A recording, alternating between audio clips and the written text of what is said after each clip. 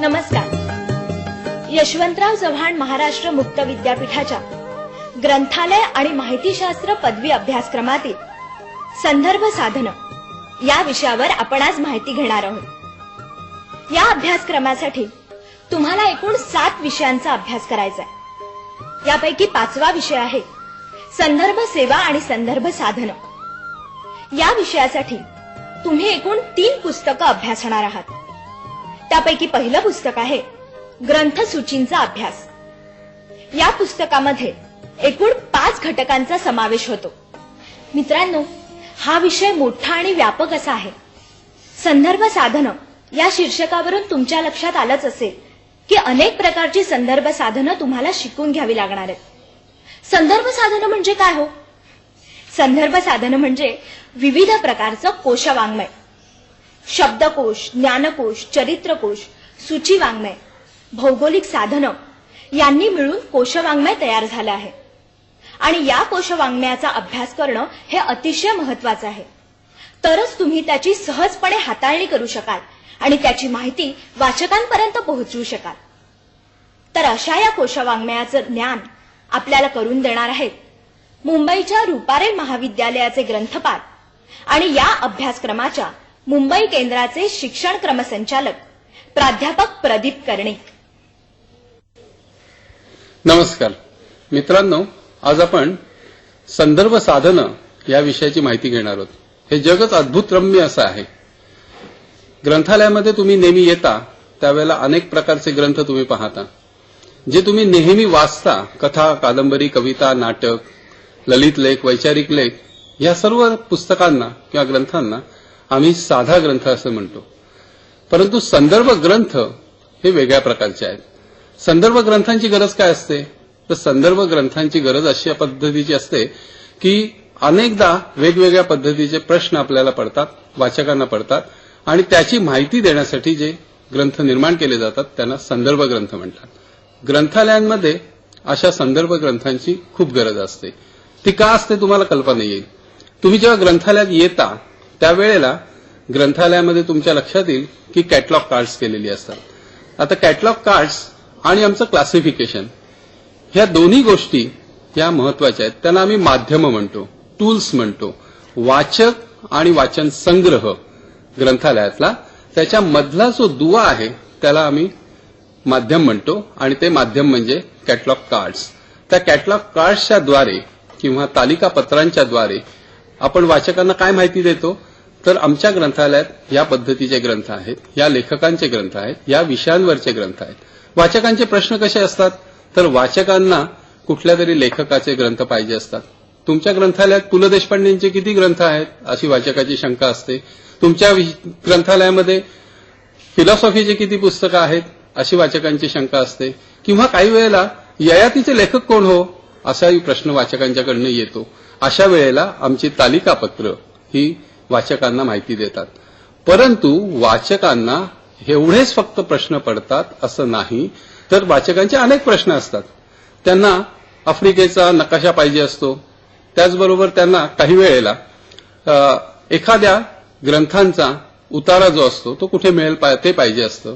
काही वेळेला नुसता प्रकाशक पाहिजे असतो, काही वेळेला प्रकाशन वर्ष पाहिजे असतं, काही वेळेला आवृत्ती विशिष्ट पद्धतीची पाहिजे असते.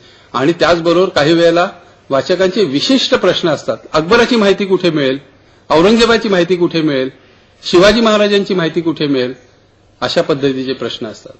अशा पद्धतीचे प्रश्न हे साधी ग्रंथ जे असतात ते देऊ शकत नाहीत. मित्रांनो, तुम्ही घरामध्ये डिक्शनरी तर नक्कीच वापरली असेल. डिक्शनरी ही जवळजवळ प्रत्येक घरामध्ये असतेच. डिक्शनरीमध्ये काय शब्द असतात ते तुम्हाला माहिती आहे, शब्द कशासाठी पाहतात तेही तुम्हाला माहिती आहे. परंतु तुम्हाला लक्षात आलं असेल की नुसतं मराठी इंग्रजी, इंग्रजी मराठी, हिंदी मराठी, कन्नड मराठी अशा पद्धतीसाठी आपण डिक्शनरी पाहतो असं नाही. तर आपली मातृभाषा असते त्याच्यातले अनेक शब्द आपल्याला आढळतात. उदाहरणच मी देतो ना. वाडाकांतांची एक कविता आहे, त्यातल्या 2 ओळी फार सुंदर आहेत. ओल्या चिंब अवकाशी आर्त नाद पावशाचा. आता या पावशा म्हणजे काय अडलो आपण. आता पावसाचा अर्थ बघितल्याशिवाय आपल्याला ती कविता समजणार नाही. आता याच्यासाठी काय बघायचं? कुठेतरी तो अर्थ मिळालाच पाहिजे. आणि ह्या जो अर्थ अडलेला आहे त्या अर्थासाठी आपण जे पाहतो ते शब्दकोश.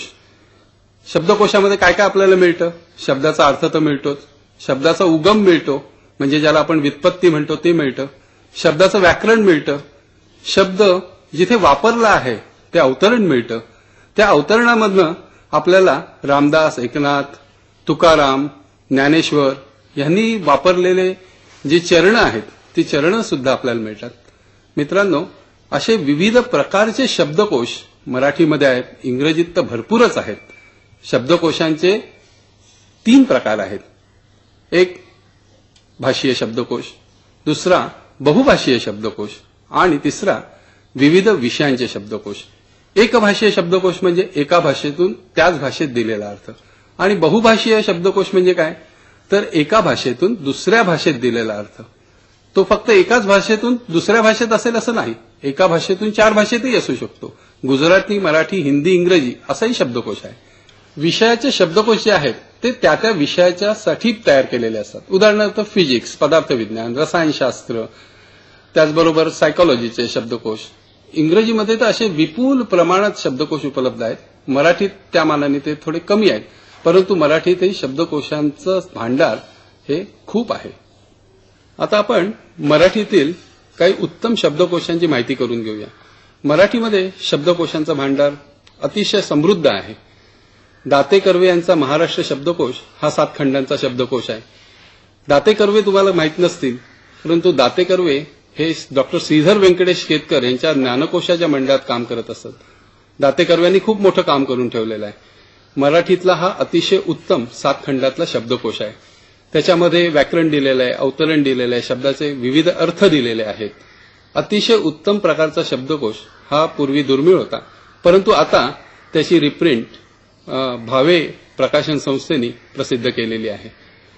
दुसरा आपल्याकडचा अतिशय चांगला कोश म्हणजे दाते कर्व्यांनीच महाराष्ट्र वाक्संप्रदाय कोश हा प्रसिद्ध केलेला आहे. आदर्श मराठी शब्दकोश आहे. त्याचबरोबर आपल्याकडे कृपाम कुलकर्णी यांनी मराठी व्युत्पत्ती कोश, याला इंग्रजीमध्ये एटोमॉलॉजिकल डिक्शनरी असं म्हणतात, ती एटोमॉलॉजिकल डिक्शनरी ही मराठीमधली कृपाम कुलकर्णींनी तयार केली. व्युत्पत्ती म्हणजे काय, शब्दाचा उगम, शब्द कुठून सुरुवात झाली, शब्द कुठून आला, कुठल्या भाषेतनं आला याची माहिती आपल्याला अनेकदा हवी असते. मूळ शब्द कुठून संस्कृतातनं आला का, हिंदीतनं आला का, फारसीमधनं आला का, अशा पद्धतीचा शोध घेऊन कृपाम कुलकर्णींनी मराठी व्युत्पत्ती कोश तयार केलेला आहे. हा एकमेव कोश असून तो दुर्मिळ झालेला आहे. आता माधव जुलियन हे कवी तुम्ही ऐकले असतील, त्यांनी फारसी मराठी शब्दकोश तयार केलेला आहे. मोल्सवर्थ यांनी तयार केलेले कोश हे अतिशय दुर्मिळ आणि वेगळ्या पद्धतीचे कोश आहेत. 1857 साली त्यांनी ते कोश तयार केले, जे मराठी इंग्रजी आणि इंग्रजी मराठी असे आहेत. त्यांचा आपण नंतर विचार करूच, परंतु आत्ता आपल्याला काही इंग्रजी पुस्तकांची ओळख करून घ्यायची, इंग्रजी शब्दकोशांची ओळख करून घ्यायची, आणि असे इंग्रजी शब्दकोश कितीतरी प्रकारचे आहेत ते बघितल्यानंतर तुमच्या लक्षात येईल की आपल्याला किती शब्दकोशांचं भांडार खुलं झालेलं आहे. शब्दकोशामध्ये आणखीन एक प्रकार तुम्ही लक्षात घेतला पाहिजे, तो म्हणजे परिभाषा शब्दकोश. परिभाषा म्हणजे काय, तर आपल्याला अनेक प्रकारचे शब्द जे असतात ते सरकारी माध्यमातून वापरावे लागतात. ऑफिस याचा मराठी शब्द काय, तर अशा पद्धतीचे परिभाषा शब्दकोश तयार केलेले आहेत. मराठी विश्वकोशाचा जो पहिला खंड निघाला म्हणजे तो खंड 18वा, परंतु छपाईच्या दृष्टिकोनातून जो प्रथम निघाला तो परिभाषा शब्दकोश. त्याच्यामध्ये मराठीतून इंग्रजी आणि इंग्रजीतून मराठी अशा पद्धतीचे सगळे शब्द दिलेले आहेत आणि त्याला पर्यायी शब्द दिलेले आहेत. तसेच शासनाने अनेक प्रकारचे परिभाषा शब्दकोश काढलेले आहेत. त्या परिभाषा शब्दकोशामध्ये ग्रंथालयशास्त्राचा परिभाषा शब्दकोश पण आहे, भौतिकशास्त्र आहे, रसायनशास्त्र आहे, अनेक प्रकारचे परिभाषा शब्दकोश काढलेले आहेत. राणा वेलिंगकरांचा ज्ञानेश्वरी शब्दकोश आहे. हा अतिशय महत्वाचा आहे, आता तो मिळत नाही. ज्ञानेश्वरीचा अभ्यास करताना राणा वेलिंगकरांचा शब्दकोश आपल्याला वापरावा लागतो. विनोबा भावेंचे भाऊ शिवाजीराव भावे यांनी ज्ञानेश्वरीचा पदकोश तयार केला. आता पदकोश म्हणजे काय हेही तुम्हाला सांगायला पाहिजे. ज्ञानेश्वरीत एखाद्या चरणामध्ये आलेला शब्द हा कुठे कुठे आहे, कशा पद्धतीने आलेला आहे, त्याची आकारविल्हे सूची केलेली आहे. म्हणजे आपल्याला समजा एखादाच शब्द आठवत असेल आणि तो अख्खा अभंग आठवत नसेल तर त्या एखाद्या शब्दावरनं सुद्धा तो आपण अभंग शोधू शकतो. तसा आता तुकाराम पदकोश केलेला आहे. शरद केशव साठे यांनी अनुभवामृताचा पदसंदर्भ कोश केलेला आहे. असे हे मराठीतले काही नामवंत आणि दुर्मिळ की जे आता मिळत नाहीत. आता अनुभवामृताचा पदसंदर्भ कोश मिळतोय, परंतु शिवाजीराव भावे आणि राणा वेलिंगकर यांचे शब्दकोश मिळत नाहीत. मित्रांनो, आता आपण शब्दकोशाचे सगळे प्रकार बघितले. इतके प्रकार आहेत की किती सांगू आणि किती नको असं मला झालं होतं. काही शब्दकोशांवर अन्यायही झाला असेल, काही आले नसतील, परंतु तुम्ही अभ्यास करताना ते पाहणारच आहात. पण आता आपल्याला ज्ञानकोशांकडे वळायलाच पाहिजे. ज्ञानकोश म्हणजे काय? तुम्हाला आठवत असेल की मी वाराकांतांच्या एका कवितेचं उदाहरण मागे घेतलं होतं. त्याच्यामध्ये आर्त नाद पावशाचा असं आपण एक ओळ घेतली होती. त्यातला पावशाचा अर्थ आपण शब्दकोशात बघितला, म्हणजे चातक पक्षी. आता हा चातक पक्षी काय करतो, तर पावसाच्या पाण्यावरती तो जगतो. पावसाचे पाणी त्या आतुरतेने तो वाट पाहतो. आता ही कविकल्पना आहे, परंतु ह्या कविकल्पनेचा सुद्धा आपल्याला अर्थ उलगडून काढावा लागतो.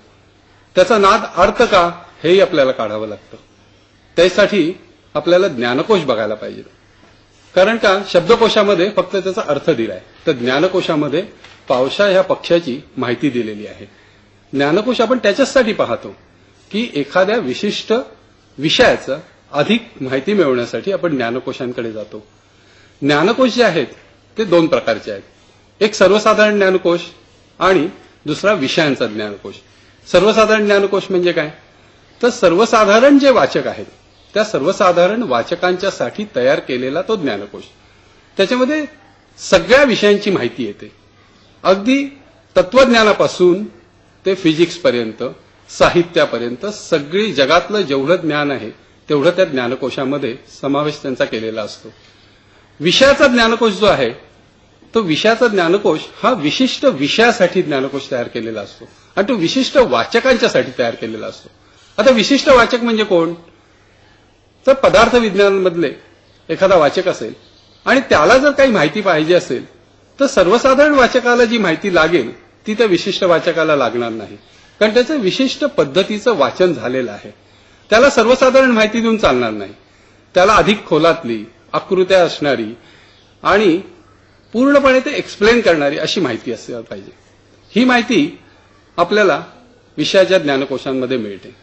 मराठीमध्ये अशा पद्धतीचे ज्ञानकोश खूप आहेत आणि ज्यांना साष्टांग दंडवत घालावं असं पहिलं नाव मराठीतलं म्हणजे डॉक्टर श्रीधर व्यंकटेश केतकर यांचा महाराष्ट्रीय ज्ञानकोश. महाराष्ट्रीय ज्ञानकोश हा मराठीतला पहिला ज्ञानकोश. त्यांनी अतिशय मेहनत घेऊन हा ज्ञानकोश तयार केला. ज्ञानकोशाचं मंडळ त्यांनी स्थापन केलं आणि त्या मंडळातर्फे त्यांनी महाराष्ट्रीय ज्ञानकोश प्रसिद्ध केला. त्याच्यानंतर ज्ञानकोशामध्ये मराठीमध्ये आपल्याला नाव घ्यावं लागतं ते तर्कतीर्थ लक्ष्मणशास्त्री जोशी. तर्कतीर्थ लक्ष्मणशास्त्री जोशी यांनी मराठी विश्वकोश तयार केले. त्याचं काम अजून चालू आहे. तर्कतीर्थ आता आपल्यात नाहीत, परंतु त्यांचं काम मेपुम रेगे हे पुढे करतायत. विशिष्ट विषयाचे ज्ञानकोश सुद्धा मराठीमध्ये आहेत. त्याच्यामध्ये महादेव शास्त्री जोशी यांचा भारतीय संस्कृती कोश हा आपल्याला प्रामुख्याने त्याचा विचार करायला पाहिजे. भारतीय संस्कृती कोशामध्ये भारतामधल्या सगळ्या संस्कृती विषयक संकल्पना आणि त्याबद्दलची माहिती त्या कोशामध्ये समाविष्ट केली गेलेली आहे. भारतीय संस्कृती कोश हा महादेव शास्त्री जोशी यांनी लहान मुलांच्यासाठी तयार केलेला आहे, परंतु भारतीय संस्कृती कोशांमध्ये येणारी माहिती आपल्याला अनेक प्रकाराने उपयोगी पडते. उदाहरणार्थ शिमगा याबद्दल माहिती पाहिजे असेल तर आपल्याला भारतीय संस्कृती कोशामध्ये मिळू शकते. आपल्याकडे एक एक व्यक्ती म्हणजे एक एक संस्था होऊन गेल्या. मुजुमदारांचा व्यायाम ज्ञानकोश हा सुद्धा आपल्याकडे आहे. अतिशय महत्वाचा आणि वेगळ्या विषयावरचा ज्ञानकोश आहे. भारतीय धर्मव्यवहार कोश, सुगम विज्ञान कोश, आत्ता अलीकडे आलेला गणित कोश किंवा जयंत नारेकरांनी ज्यांना मार्गदर्शन केलं तो सृष्टी विज्ञान गाथा अशा पद्धतीचे काही ज्ञानकोश आपल्याकडे आहेत. परंतु इंग्रजीमध्ये ह्याची व्हरायटी, विविधता प्रचंड प्रमाणात आहे. टाटा मॅग्रो-हिलचा सायन्स एन्सायक्लोपीडिया, इलेक्ट्रॉनिक्सवरचे एन्सायक्लोपीडिया, फिजिक्सवरचे, बायोलॉजीवरचे, रसायनशास्त्रावरचे इतके सुंदर, सायकोलॉजी कितीतरी प्रमाणामध्ये इंग्रजीत आपल्याकडे ज्ञानकोश आहेत, विषयांचे ज्ञानकोश आहेत. मराठीमध्ये मात्र आपल्याला अजून त्या पद्धतीने ज्ञानकोश तयार करायचे आणि मला खात्री आहे ते आपल्याकडेही तयार होतील. मित्रांनो, आपण ज्ञानकोशामधनं जी माहिती घेतो ती तर मिळतेच. ज्ञानकोशांमध्ये आपल्याला एखाद्या व्यक्तीचं चरित्रही मिळतं. महात्मा गांधींचं चरित्र, लोकमान्य टिळकांचं चरित्र आपल्याला मिळतं. परंतु आपल्याकडे चरित्रकोश नावाची अशी एक वेगळी शाखा तयार केलेली आहे. आता चरित्रकोश तयार करण्याचं गरज काय? तर चरित्राची माहिती अनेकदा लागते. आता इतिहासाचा आपण अभ्यास करत असू, बाबराची माहिती लागते, अकबराची माहिती लागते. कितीतरी व्यक्ती अशा येऊन जातात की ज्यांची माहिती आपल्याला लागते. मराठीमध्ये अशा लोकांची माहिती मिळवण्यासाठी खूप लोकांनी प्रयत्न केलेत आणि त्याच्यातलं पहिलं आणि उत्तम नाव म्हणजे सिद्धेश्वर शास्त्री चितराव यांचे भारतवर्षीय चरित्रकोश, ज्याला प्राचीन, मध्ययुगीन आणि अर्वाचीन असे 3 खंड आहेत. आणि प्राचीन, मध्ययुगीन, अर्वाचीन या 3 खंडांमध्ये 1945 पर्यंत सगळ्या माणसांची, भारतातल्या प्रमुख माणसांची चरित्र आपल्याला मिळतात. साहित्यिकांचे चरित्रकोश आहेत. गंधे खानोलकर हे नाव तुम्ही ऐकलं असेल. गंधे खानोलकरांनी अर्वाचीन मराठी वाङ्मय सेवक नावाचे कोश तयार केले. त्याचबरोबर तुम्ही गरवारे महाविद्यालयाचे ग्रंथपाल अनंत जोशी यांचंही नाव ऐकलं असेल. त्यांनी मराठी सारस्वत याचे 2 खंड काढलेले आहेत. मराठीतले साहित्यिक जे आहेत त्या साहित्यिकांची माहिती त्याच्यामध्ये मिळते, त्यांची ग्रंथसंपदा मिळते. आणखीन अधिक एक चांगला कोश आहे म्हणजे शास्त्रज्ञांचा चरित्रकोश. नर फाटक यांनी तयार केलेला स्वातंत्र्य सैनिकांचा चरित्रकोश आहे. ह्या अनेक प्रकारच्या माणसांची माहिती आपल्याला लागते, त्यांचं कार्य लागतं, त्यांचं एकंदर बायोग्राफिकल स्केच आपल्याला लागतं अभ्यास करताना, आणि त्यासाठी हे चरित्रकोश तयार केले गेलेले आहेत. ज्ञानकोशामध्ये चरित्राची माहिती मिळते, परंतु चरित्रकोशामध्ये ती इन डेप्थ, खोलात जाऊन आणि व्यापक पद्धतीने लिहिलेली असते. त्याच्यासाठी ते तयार केले गेलेले असतात. हे चरित्रकोश आपल्याला उपयोगी पडतात. परंतु इंग्रजीतल्या चरित्रकोशांची जर तुम्ही माहिती घेतलीत तर तुम्हाला असं लक्षात येईल की तिथे कितीतरी विविधता आहे. पॉलिटिक्समधले, समाजशास्त्रामधले, इतिहासामधले, खेळामधले असे विविध प्रकारची जी गाजलेली माणसं आहेत, मोठी व्यक्तिमत्व आहेत, त्यांचे चरित्रकोश तयार केले गेलेले आहेत. मित्रांनो, वाचक एखाद्या विषयावर जेव्हा खोलात जाऊन अभ्यास करत असतो त्यावेळेला त्याला प्रथम गरज पडते ती एखाद्या विषयाची यादी तयार करण्याची. यादी म्हणजे सूची. ग्रंथालयात अनेक पद्धतीचे ग्रंथ असतात, हे खरं आहे. परंतु ग्रंथालयात एखाद्या लेखकाचे किंवा एखाद्या विषयावरचे सगळेच ग्रंथ अवेलेबल नसतात. आपण तालिकापत्रावरनं त्या ग्रंथालयात उपलब्ध असणाऱ्या ग्रंथांची यादी करू शकतो, पण वाचकाला तेवढेच लागतात असं नव्हे. वाचकाला त्याच्याही पेक्षा वेगळे ग्रंथ लागतात. त्या एखाद्या विषयावरती, एखाद्या लेखकावरती, एखाद्या कालखंडावरती कोणते कोणते ग्रंथ उपलब्ध आहेत, नियतकालिकांमध्ये कोणते लेख आलेले आहेत, ही सगळी माहिती त्याला लागते. अशी माहिती मिळवण्यासाठी त्याची धडपड चालू असते. ही माहिती सूची वाङ्मयातनं मिळू शकते. अशा तयार सूची अनेक पद्धतीने केलेल्या आहेत. लेखकाच्या सूची आहेत, एखाद्या विषयावरच्या सूची आहेत, एखाद्या कालखंडाच्या सूची आहेत, नियतकालिकाच्या सूची आहेत, अशा अनेक प्रकारच्या सूची आहेत. मराठीमध्ये दाते ग्रंथ सूची ही प्रसिद्ध आहे. 1800 ते 1950 या 150 वर्षाच्या कालखंडामधली मराठीतले सगळे ग्रंथ दात्यांनी त्याच्यात समाविष्ट केलेले आहेत. आणि दात्यांचा असा पण होता की प्रत्येक ग्रंथ बघितल्याशिवाय मी माझ्या सूचीमध्ये त्याचा समावेश करणार नाही. म्हणजे दात्यांनी किती प्रचंड काम केलंय तुमच्या लक्षात येईल. आत्ता संगणक वगैरे आलेले आहेत, पण दात्यांनी जेव्हा ही सूची तयार केली त्यावेळेला त्यांच्याकडे संगणकही नव्हते. दात्यांची ही जी सूची आहे ती मराठीच्या अभ्यासकांना अत्यंत उपयुक्त आहेत. डॉक्टर भालचंद्र नेमाडे यांनी त्या ग्रंथसूचीचा मोठा आवर्जून उल्लेख केलेला आहे. भारतीय भाषांमध्ये असं काम झालेलं नाही असाही तिचा गौरव केला जातो. मग पुढे मुंबई मराठी ग्रंथसंग्रहालयाने दाते ग्रंथ सूची मंडळ स्थापन केलं आणि मग त्यांनी नियतकालिकांची सूची तयार केली. ही मराठी नियतकालिकांची सूची सुद्धा 1800 ते 1950 या 150 वर्षाच्या कालखंडामध्ये नियतकालिकांमध्ये आलेल्या सर्व लेखांची सूची आहे. त्याच्यामध्ये कथा, कविता, कादंबरी असे ललित विभाग त्याच्यामध्ये घेतलेले नाहीयेत, परंतु सगळ्या विषयावरचे लेख आणि ते विषयवार वर्गीकरण करून दाते सूची मंडळांनी प्रसिद्ध केलेले आहे. लेखकाच्या सूची मराठीमध्ये भरपूर आहेत. सुधा भट यांनी राम गणेश गडकरी यांची सूची केलेली आहे. ती सूची गडकऱ्यांचा अभ्यास करणाऱ्या वाचकांना उपयुक्त आहे. सुरा चुनेकरांनी माधव जुलियन यांची सूची तयार केलेली आहे. अविनाश सहस्रबुद्धे यांनी राजवाड्यांची सूची तयार केलेली आहे. सुषमा पौडवाल यांनी शेजवलकरांची सूची तयार केलेली आहे. त्याचबरोबर अनेक नियतकालिकांची सूची आहेत. पुष्पा भावे यांनी विविज्ञान विस्तारची सूची केलेली आहे. रत्नाकरची सूची प्रसिद्ध आहे. ज्ञानोदयची सूची प्रसिद्ध आहे.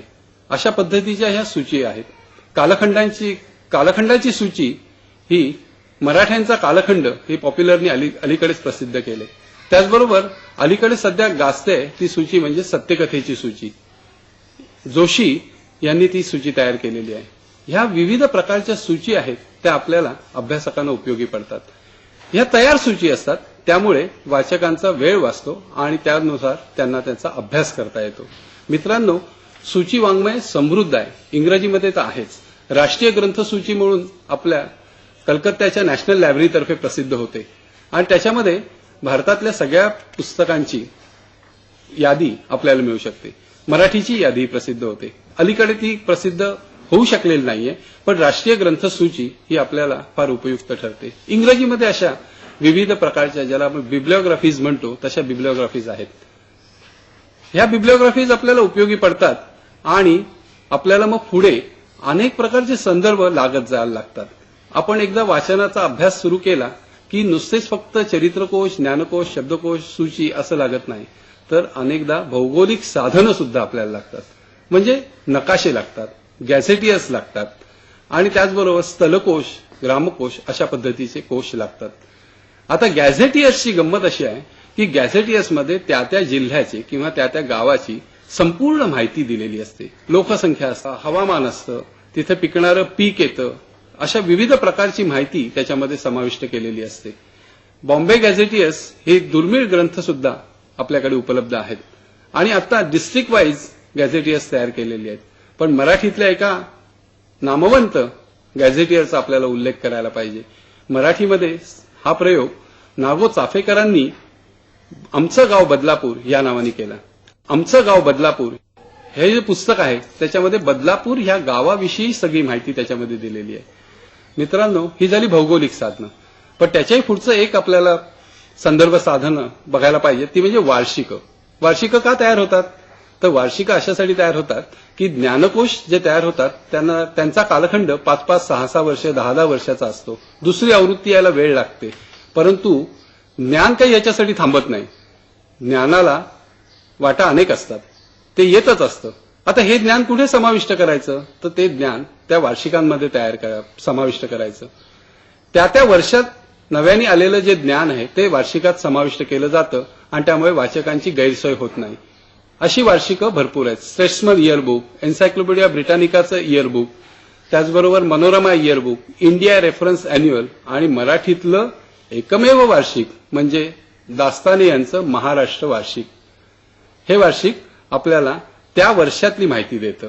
मित्रांनो, आणखीन आपल्या एका गोष्टीकडे मला आपलं लक्ष वेधू इच्छितायचं आहे, ते म्हणजे असं की सारसूची आणि निर्देश सूची, अनेक प्रकारचे निर्देश सूची तयार झालेल्या आहेत. इंग्रजीमध्ये मर्क इंडेक्स आहे किंवा विविध प्रकारचे ॲब्स्ट्रॅक्ट्स असतात. ॲब्स्ट्रॅक्ट म्हणजे सारसूची, केमिकल ॲब्स्ट्रॅक्ट्स असतात. आपल्याकडे मराठीत अशा पद्धतीच्या सारसूची नाहीये, परंतु त्या निर्माण होतील. परंतु ह्याचा उपयोग असा होतो की वाचकांना त्या विषयातलं थोडक्यात माहिती मिळते आणि ती माहिती मिळाल्यामुळे वाचकांना तो विषय किंवा तो लेख किंवा तो ग्रंथ पाहायचा की नाही हे ठरवता येतं. मित्रांनो, आपण विविध प्रकारचे संदर्भ साधनं बघितली. याचा उपयोग काय, कशासाठी करायची, कशासाठी वापरायचे हे संदर्भ ग्रंथ? मला खात्री आहे की तुम्ही हे जेव्हा वापराल तेव्हा तुम्ही श्रीमंत व्हाल. श्रीमंत होणं म्हणजे काय? तर ज्ञानानी, अनुभवानी संपन्न होणं. आणि हा जो ज्ञानकोशाचा, शब्दकोशाचा, चरित्रकोशाचा जो सगळा अनुभव आहे तो प्रत्यक्ष घ्यायला पाहिजे. त्यामुळे तुम्हाला अवतीभोवतीची तर माहिती मिळतेच, पण नवीन माहिती मिळते. मित्रांनो, ही संदर्भ साधनांची चित्रफीत तुम्हाला नक्कीच उपयोगी पडेल. ग्रंथालय शास्त्रासाठी आम्ही आणखीनही 4 चित्रफिती तयार करणार आहोत. त्या तुम्हाला उपयोगी पडतील. ते आपण त्या 4 चित्रफितीमध्ये पुन्हा भेटूया. नमस्कार. मित्रांनो, कसा काय झाला प्रवास कोशवाङ्मयाच्या सफरीचा? एक एक कोश म्हणजे एक एक मोठं स्टेशन. प्रत्येक स्टेशनवर थांबल्यावर तिथून हलूच नाही असं वाटतं ना. मित्रांनो, पण ही आहे केवळ एक झलक. आम्ही तुम्हाला गुहेच्या तोंडापाशी आणून सोडलंय. वेगवेगळ्या पुस्तकांची, वेगवेगळ्या ज्ञानाची माहिती करून दिलीय. आता पुढचा प्रवास तुम्हाला करायचा आहे. आता स्वतःच्या कोशातून बाहेर पडा आणि या कोशात शिरा. मला नक्की खात्री आहे कोशवाङ्मयाच्या दुनियेत तुम्हाला विलक्षण आनंद मिळेल. चला तर